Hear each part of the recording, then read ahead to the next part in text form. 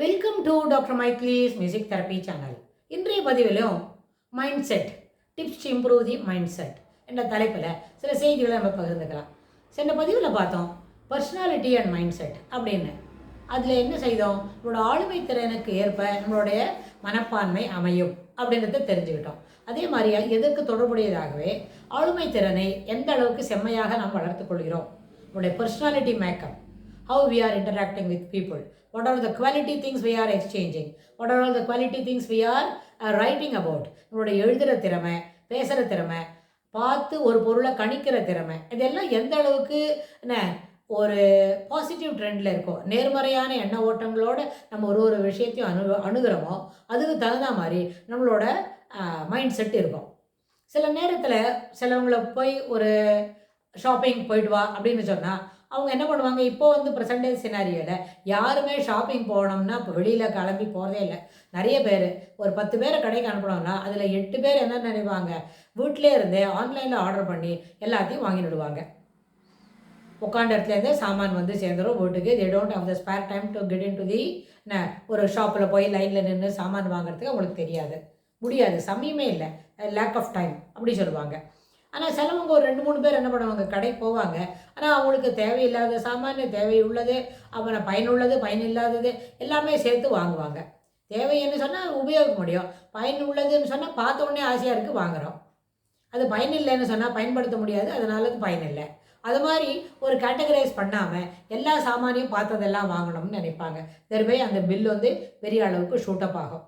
இதெல்லாம் என்னத்தை காட்டும்னு சொன்னால் அந்த trivial mind set. Does it require for our utilization? Not at all. Then we will simply window shopping பண்ணிவிட்டு அந்த கார்னர்லேருந்து நம்ம வெளியில் வரலாம். ஆனால் அது அப்படி செய்யாமல் நம்ம என்ன செய்கிறோம், எப்போவுமே பார்த்ததெல்லாம் வாங்கணும். இது ஒரு மனப்பான்மை. பார்த்ததெல்லாம் வாங்கணும்னு நினைக்கிறது இது ஒரு மனப்பான்மை. அது தேவையா இல்லையான்னு அதை ஜஸ்டிஃபை பண்ணுறது இட் இஸ் டோட்டலி டிஃப்ரெண்ட். அதுபோல் தான் ஒரு ட்ராவல் பண்ணணும்னு நினைக்கிறோம், இந்த ட்ராவல் போகணுமா வேண்டாமா அப்படின்னு ஒரு தடவைக்கு 2 தடவை யோசனை பண்ணலாம். அங்கே போய் பார்த்துட்டு என்ன செய்ய போகிறோம் அப்படின்னா, ட்ராவல் பண்ணுறது நம்மளுக்கு அடிப்படையில் ரொம்ப பிடிக்குமா இருக்கும், அது ரொம்ப பெரிய விஷயம், நம்மளுக்கு அது ரொம்ப பிடிக்கும். ஆனால் ட்ராவல் பண்ணுறதுனால நம்மளுக்கு what are all the things we are missing at home, what are all things we are gaining from the travel அப்படின்னு பார்த்தா ரெண்டுத்தையும் பேலன்ஸ் பண்ணி பார்த்தா does it require to have the travel now, can we have to go for it அப்படின்னு நம்மளுக்கு அது மனசில் வரும். ஆனால் எந்த விதமான பிரச்சனை இருந்தாலும் பரவாயில்ல, what are all the things we are missing at home, let it go as such. ஆனால் என்ன செய்யணும், நம்ம முக்கியமாக ட்ராவல் எடுத்து தான் ஆகணும், டூர் போய் தான் ஆகணும் அப்படின்னு நினைக்கிறவங்களா இருந்தால் ரொம்ப அளவில் அது பாதிப்பை ஏற்படுத்தும். அவங்களுக்கும் ஏற்படுத்தும், அவங்களோட இம்மிடியேட் ஃபஸ்ட்டு சர்க்கிளில் இருக்கிறவங்களுக்கும் ஏற்படுத்தும். இதில் என்ன காரணம்னு கேட்டால் ஒருத்தரோட மைண்ட் செட் ஒரு இழகி கொள்ளக்கூடிய நிலைமையில் இல்லாத ஒரு மைண்ட் செட்டு வீட்டில் இருக்கிறவங்க அத்தனை பேருக்கும் அது ஒரு பாதிப்பை ஏற்படுத்தும். இது இந்த மாதிரி ட்ராவல் பற்றி இது ஒரு trivial things, a simple anecdote. ஆனால் இது எல்லாத்துக்கும் பொருந்தும். இதுபோல் எந்த விஷயத்தெல்லாம் தவறான விஷயங்களுக்கு எடுத்துக்கொள்கிற மைண்ட் செட்டு, மனப்பான்மை அது இல்லை. சரியான விஷயத்துக்கு ஒரு ஸ்ட்ராங் மைண்ட் செட் இருக்குன்னு வைங்க, it is most welcome, everybody will அதை வரவேற்பாங்க, எல்லாத்தையும் சிறப்பு செய்வாங்க. ஆனால் அது இல்லாத அளவுக்கு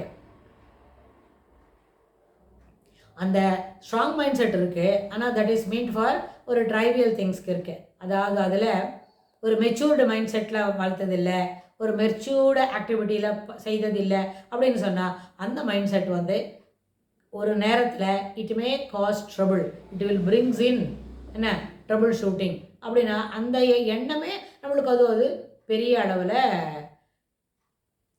ஒரு இடைஞ்சலை தரும். ஏற்றுக்கொள்ளக்கூடிய முடியாத ஒரு செய்திகளை கொண்டு நம்ம முன்னே நிறுத்தோம். அப்போ போய் பார்த்தியா உன்னோட யோசனையினால் தான் இது ஆச்சுவர் அப்படின்னு சொன்னால் ஒரு விளைவுகள் ஏற்பட்ட பின்பு அந்த இருந்த மைண்ட் செட்டுக்கு என்ன பொருள், அந்த மனப்பான்மையினால் இத்தனை பெரிய தவறுகள் நடைபெற்றிருக்கிறது. அது என்ன இருக்கும், அந்த நிகழ்ந்த தவறுகளுக்கு யார் காரணம் வேணால் காரணம் கண்டுபிடிச்சா போகிறோமா, அதை நடந்த தவறை மறுபடியும் சீர்படுத்த முடியுமா, செய்யவே முடியாது. அதனால் தவறான மனப்பான்மைகளுக்கு இடம் கொடுக்காம எப்போவுமே எது சரியோ, மறுபடியும் நம்ம இந்த பிஹேவியரிஸ்ட் ஸ்கூலில் சொல்கிற எல்லா வார்த்தைகளும் எத்தனை மனப்பான்மை வேணால் வளர்த்துக்கலாம், எத்தனை விதமான மைண்ட் செட்டை வேணால் நம்ம என்ன பண்ணிக்கலாம், we will have it in line queue எல்லாம் வச்சுக்கலாம். அந்த கூலெல்லாம் இருந்தால் கூட எது சரியோ அது மட்டுமே ஏற்புடையது. சரியில்லாததை you will have to discard it over the period, you will have to wither it over the period. எப்படி நம்மளோட நியூரல் நெட்வொர்க்கில் வாண்டாத செய்திகளை அந்த நியூரான்லாம் என்ன பண்ணுது, தானாக அது விதரிங் அதை உதிர்த்துடுறதோ அதுபோல் வாண்டாத மைண்ட் செட், தேவையில்லாத மைண்ட் செட், பயனில்லாத மைண்ட் செட்டெல்லாம் என்ன பண்ணணும், அதை பயன்படுத்துறதை நிறுத்தணும். அப்படி இருந்தால் அதனால் நன்மைகள் பல விளையும் அப்படின்னு சொல்லி நம்ம இந்த பதிவை நிறைவு செய்கிறோம். இதுக்கு தொடர்புடைய செய்திகளை வரப்போகிற பகுதிகளிலும் பார்க்கலாம். தேங்க்ஸ் ஃபார் வாட்சிங்.